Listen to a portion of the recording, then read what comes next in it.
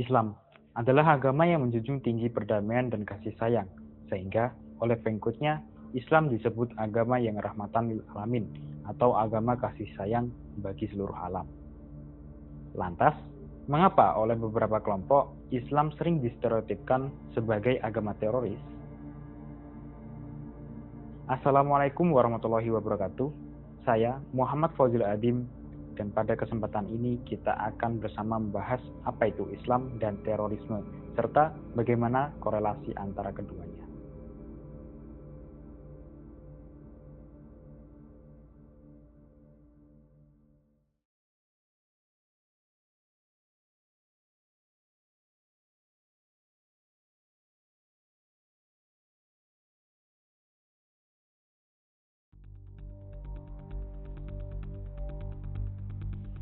Seperti yang telah kita sebutkan di awal, bahwa Islam adalah rahmatan lil alamin, atau keberadaan Islam merupakan sebagai representasi kasih sayang kepada seluruh alam. Di dalam kitab suci Al-Quran sendiri, gagasan ini termaktub pada surat Al-Anbiya ayat 107 yang berbunyi, "Kami tidak mengutus engkau, wahai Muhammad, kecuali sebagai rahmat bagi seluruh alam." Konsep ini disebut sebagai rahmatan lil alamin yang merupakan inti dari ajaran Islam.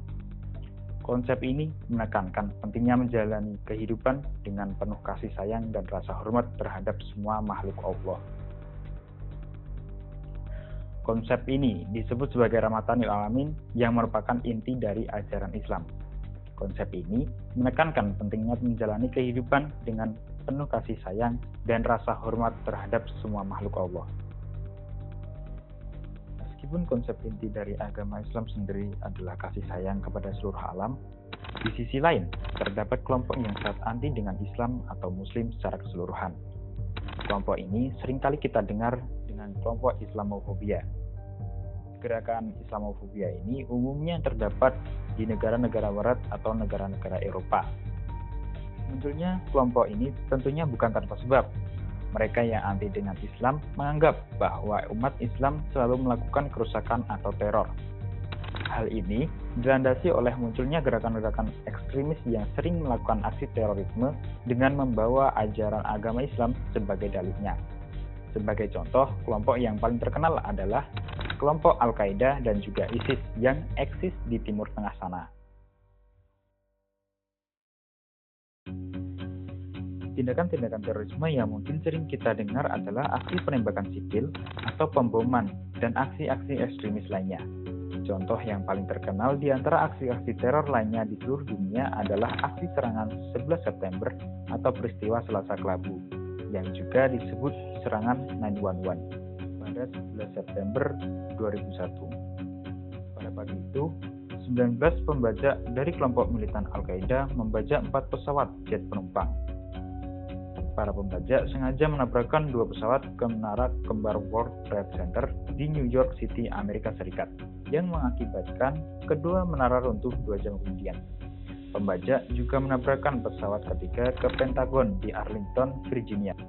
Menurut laporan tim investigasi 911, setidaknya 3.000 jiwa tewas dalam serangan ini, menjadikannya sebagai serangan teroris dengan jumlah korban terbanyak sepanjang sejarah. Di Indonesia yang mayoritas penduduknya beragama Islam sendiri tentunya tak luput dari aksi-aksi terorisme dari kelompok yang mengatasnamakan agama.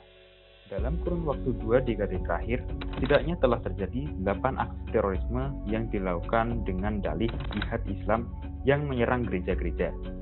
Aksi-aksi teror yang ditujukan kepada gereja-gereja umat Kristiani atau Katolik ini didasari oleh paham radikalisme. Paham yang menekankan penganutnya untuk memerangi kelompok lain yang tidak sepaham. Kelompok-kelompok radikal ini seringkali mengutip ayat-ayat Al-Quran yang terkesan keras untuk membenarkan aksi teror mereka tanpa mencari tahu maksud atau tafsiran ayat tersebut secara lebih lanjut. Contoh ayat Al-Quran yang sering dikutip untuk membenarkan suatu tindakan kekerasan adalah Quran Surat At-Taubah ayat 5 yang berbunyi, "Maka apabila sudah habis bulan-bulan haram, maka bunuhlah orang-orang musyrik itu di mana saja kamu jumpai." Ayat ini sering dijuluki sebagai ayat pedang dan sering disalahgunakan untuk mendukung kekerasan terhadap non-Muslim. Namun, sebenarnya konteks dalam ayat ini sangatlah spesifik. Ayat ini diturunkan dalam situasi perang antara kaum muslimin di Madinah dan kaum musyrikin Quraisy yang melanggar perjanjian damai.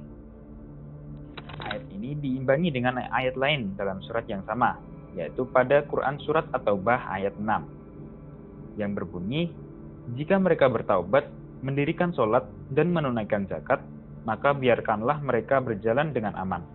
Ini menunjukkan bahwa Islam mendorong perdamaian jika musuh berhenti dari tindakan permusuhan. Dari sini bisa dilihat bahwa radikalisme bukanlah hasil dari ajaran Islam itu sendiri, melainkan dari penafsiran keliru yang sengaja dimanipulasi untuk kepentingan politik atau ideologi. Pemahaman yang moderat dan kontekstual terhadap Al-Quran serta pendidikan yang inklusif adalah kunci untuk melawan penyalahgunaan ayat-ayat suci ini. Lalu, bagaimana pandangan Islam mengenai hal ini? Tentunya, Islam sendiri dan sebagian besar kaum muslimin sangat mengecam adanya tindakan kekerasan atau terorisme, terlebih lagi itu disangkut pautkan dengan ajaran agama.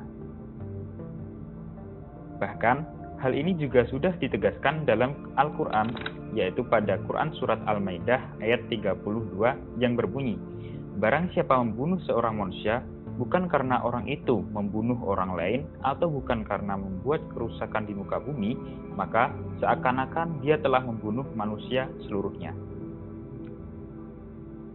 Selain itu, Islam juga sangat menjunjung tinggi sikap toleransi dan kedamaian.